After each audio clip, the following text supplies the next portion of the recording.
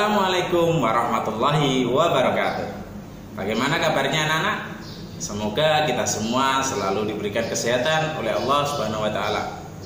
Kali ini kita masuk di tema 3 tentang benda di sekitarku. Subtema 1 tentang aneka benda di sekitarku. Setiap hari kita melihat aneka benda di lingkungan sekitar. Benda-benda itu dapat membantu aktivitas kita sehari-hari. Benda di sekitar kita beraneka bentuk dan warnanya. Ada benda yang berukuran besar dan ada yang berukuran kecil. Ayo perhatikan benda-benda di sekitar kita. Bagaimana bentuk, warna, dan ukurannya? Pembelajaran 1. Benda-benda di sekitar kita. Apakah benda itu? Manusia, hewan, dan tumbuhan merupakan benda. Batu, gelas, dan buku juga benda. Dapatkah kamu melihat perbedaannya? Manusia, hewan, dan tumbuhan merupakan benda hidup. Sementara batu, gelas, dan buku merupakan benda mati. Benda adalah segala sesuatu yang menempati ruang dan mempunyai massa. Massa benda diukur dengan cara ditimbang. Nah, massa ini bisa juga diartikan sebagai berat. Manusia, hewan dan tumbuhan, batu, dan buku menempati ruang. Benda-benda itu juga dapat ditimbang. Bagaimana membedakan benda dengan bukan benda? Apakah cahaya termasuk benda? Bagaimana dengan panas? Cahaya dan panas bukanlah benda, karena cahaya dan panas tidak menempati ruang. Cahaya dan panas tidak dapat ditimbang. Nah, kamu telah membaca wacana tentang benda. Amatilah gambar-gambar di bawah ini, lingkarilah pada gambar yang bukan termasuk benda. Nah, ini sudah ada 9 gambar. Ada gambar panas api unggun, ada gambar minyak goreng, cahaya lampu, ember, es batu, balon, suara, radio, dan hewan kelinci. Nah, sekarang kita bahas satu persatu. Yang pertama adalah panas api unggun. Ya, ingat, fokusnya pada panas, bukan api unggunnya. Kalau api unggun jelas itu benda. Tapi kalau panasnya, nah, panas kita tidak bisa untuk menimbangnya. Ya, kecuali dengan alat pengukur suhu. Tapi massanya tidak bisa kita timbang. Maka panas api unggun bukan benda. Kita lingkari ya. Nah, selanjutnya minyak goreng. Nah, di sini minyak goreng tentunya membutuhkan wadah. Kalau minyak goreng itu benda, wadahnya juga benda, ya. Jadi minyak goreng menempati ruang dan bisa ditimbang massanya. Sehingga minyak goreng tidak kita lingkari. Kemudian cahaya lampu. Ya, di sini juga ada 2 lagi, ada cahaya, ada lampu. Kita fokus di cahaya lampu. Kalau lampunya jelas benda. Tapi kalau cahaya lampu itu bukan benda. Karena cahaya lampu tidak menempati ruang dan tidak bisa diukur massanya. Ya, jadi cahaya lampu kita lingkari, bukan benda. Kemudian ada ember. Kalau ember jelas benda, ya, benda mati, ember. Tidak kita lingkari. Kemudian es batu. Es batu juga benda, ya. Bisa diukur massanya. Kemudian balon. Nah, balon ini adalah wadah ya, balon. Kalau isinya adalah udara, gas. Jadi isinya balon itu juga benda, gas. Balonnya, wadahnya, balon sebagai wadah ya, juga benda. maka balon juga tidak kita lingkari. Kemudian ada suara. Nah, suara ini bunyi. Ya, jadi bukan alat penghasil bunyinya, yang kita bahas adalah bunyinya. Nah, bunyi jelas bukan benda karena tidak bisa diukur masanya. Yang bisa diukur adalah kekuatan frekuensinya. Ya, jadi suara bukan benda, tidak bisa diukur masanya. Kita lingkari. Nah, kemudian ada radio. Nah, di sini kaitannya dengan suara. Radio menghasilkan suara. Ya, jadi radio ini bendanya. Kalau suara ini sesuatu yang dihasilkan dari sebuah benda. Nah, radio ini benda. Maka kita tidak usah kita lingkari ya. Nah, terus selanjutnya ada hewan. Hewan kelinci jelas benda, makhluk hidup semuanya manusia, hewan, tumbuhan adalah benda. Nah, ini anak-anak dari 9 gambar ada 3 yang bukan benda yang kita lingkari itu. Nah, kamu sudah dapat membedakan benda dan bukan benda. Perhatikan benda-benda di sekelilingmu. Benda-benda mempunyai warna, bentuk, dan ukurannya tersendiri. Ya, jadi benda yang satu dengan yang lain itu berbeda, memiliki warna, bentuk, dan ukurannya masing-masing. Benda-benda dapat dikelompokkan berdasarkan sifat fisiknya. Sifat fisik benda, misalnya warna, bentuk, kekuatan, wujud, dan ukurannya. Nah, ini kita lihat dari ukurannya. Jadi benda di sekitar kita mempunyai beragam ukuran. Ada yang besar, ada yang kecil, ada yang panjang, ada yang pendek, ada yang berat, ada yang ringan. Ya. Nah, selanjutnya kita lihat dari bentuknya. Sama seperti warna atau ukuran, bentuk juga mempunyai beragam. Ya, masing-masing benda bentuknya beragam. Nah, kita lihat gambar bola, bentuknya lingkaran. Rambu-rambu bentuknya segitiga. Dompet bentuknya segi 4. Jam bentuknya segitiga. Lukisan bentuknya atau figura bentuknya segi 4. Batu bentuknya trapesium itu ya. Terus papan catur bentuknya segi 4. Jadi masing-masing benda memiliki bentuknya masing-masing. Nah, selanjutnya kita lihat dari warnanya. Warnanya juga berbeda anak ya. Jadi selain ukuran berbeda, bentuk berbeda, warna juga berbeda. Nah, kita lihat gambar. Itu ada gelas plastik biru muda, gelas kaca berbeda warnanya, terus ada tinta atau botol tinta ya juga berbeda, ada ungu. Nah, tinta juga macam-macam, tinta saja juga sudah beraneka ragam warnanya. Pensil juga ada yang coklat, ada yang ungu. Terus penghapus papan tulis warnanya juga berbeda lagi. Nah, itu saya yakin di sekitar kalian banyak sekali warnanya juga akan berbeda, bentuknya berbeda, ukurannya juga akan berbeda.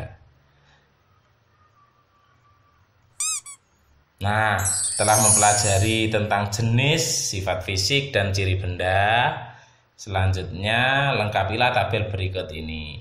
Ya. Nah, selanjutnya, apakah kamu pernah melihat benda-benda di bawah ini? Nah, ternyata itu ada alat ukur, ya, ada penggaris. Ya, gambar pertama itu adalah penggaris. Yang kedua ada meteran pita yang biasa dipakai oleh penjahit. Ada meteran gulung. Nah, meteran gulung ini hampir sama dengan meteran pita, cuma ukurannya lebih panjang karena memang kegunaannya adalah mengukur benda-benda yang sifatnya sangat panjang seperti tanah, seperti jalan.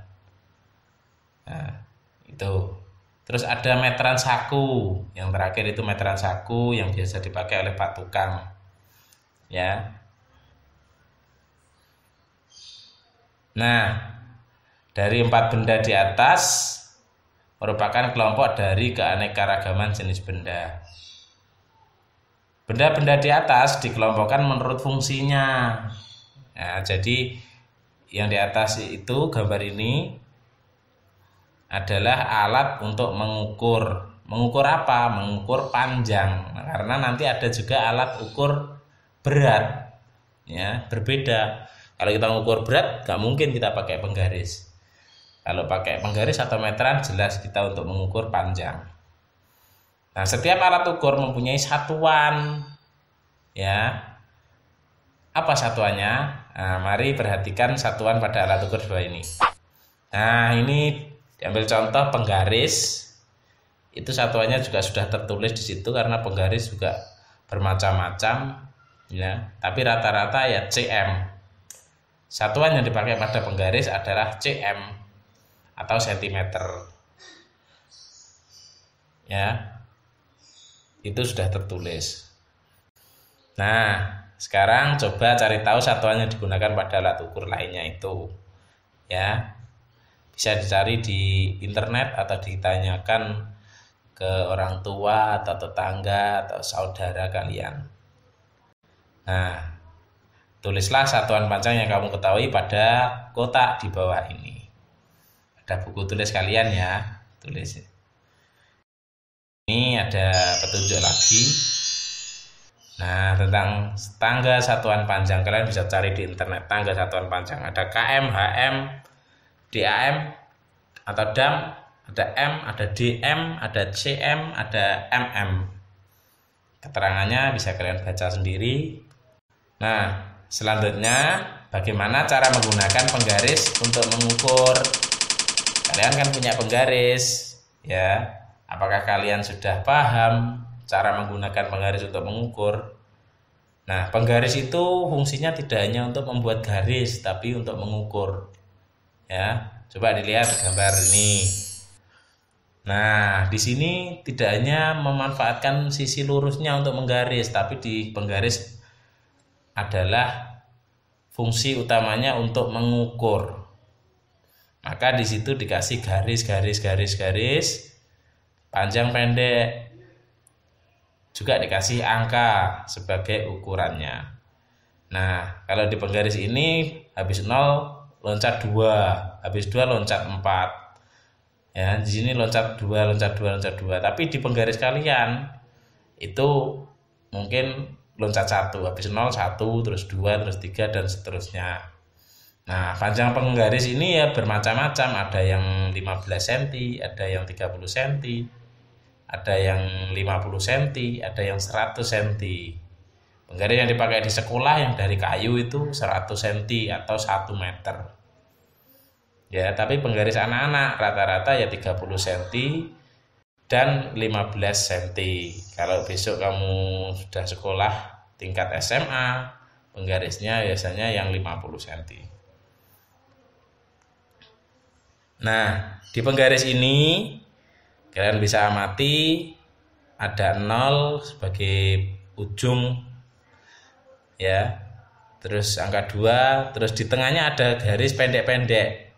Garis pendek-pendek ini menunjukkan satuan milimeter. Kalau yang garis panjang menunjukkan satuan sentimeter.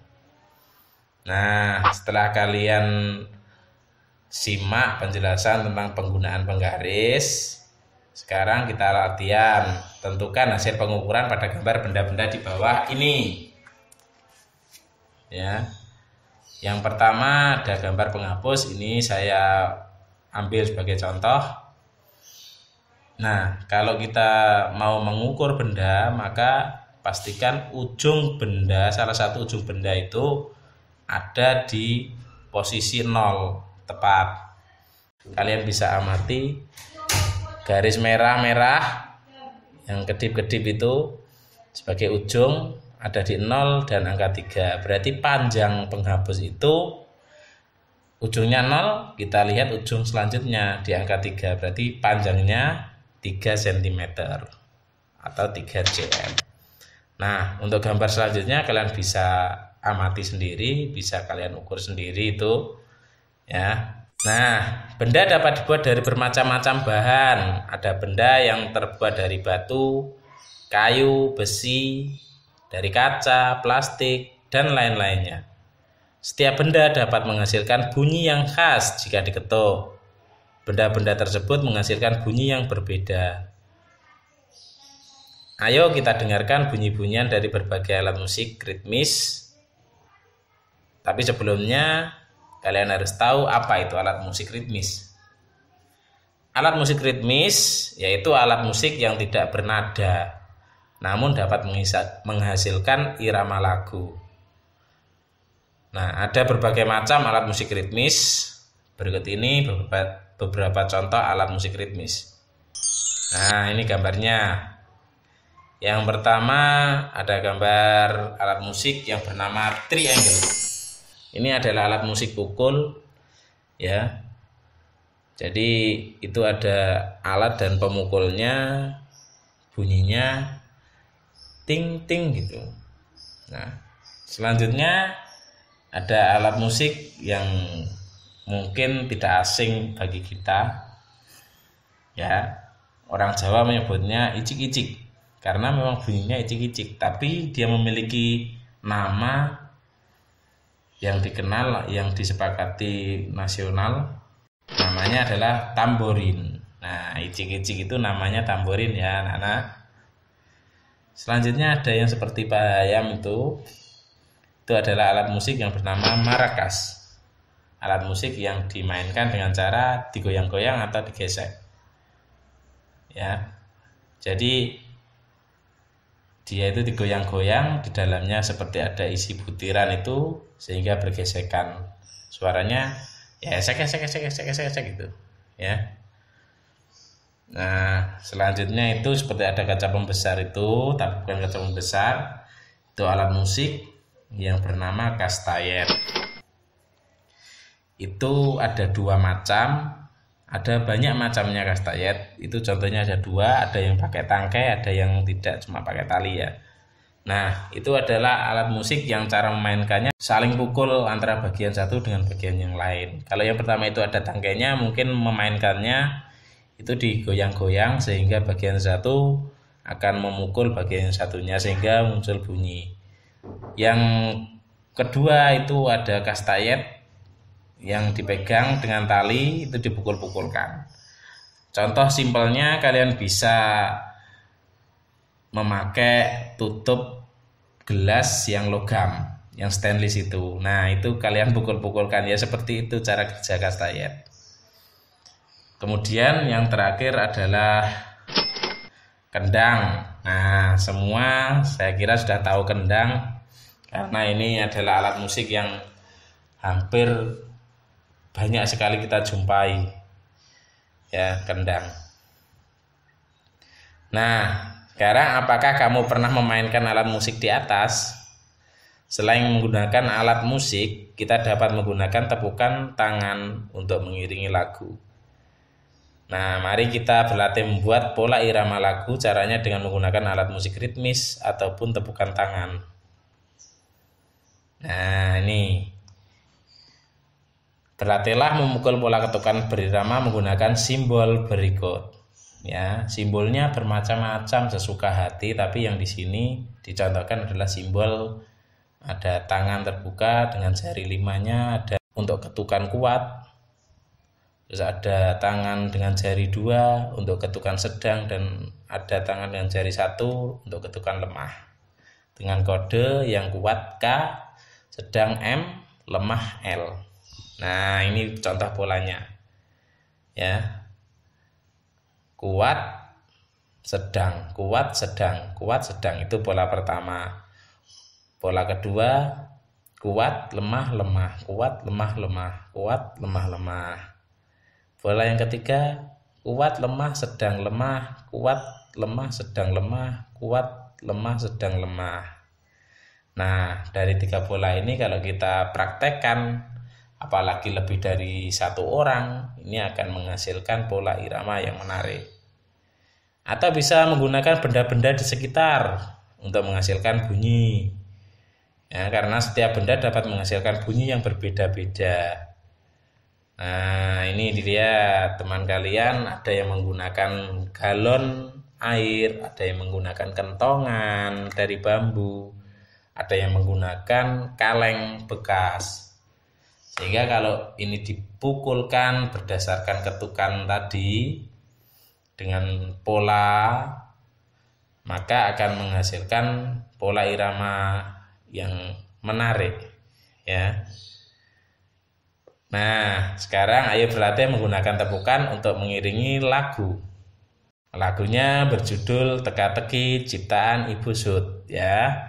Yuk, mari kita dengarkan atau sambil kita ikuti nyanyian yang berjudul Teka-teki ciptaan Ibu Sud. Hitungan 3 mulai ya. 1, 2, 3. Sebuah benda selalu menunjuk saja, tidak berkaki, tidak bertangan, tetapi dapat berjalan. Kiku, kiku, kiku, kiku, kiku, kiku, kiku, kiku, kiku, kiku.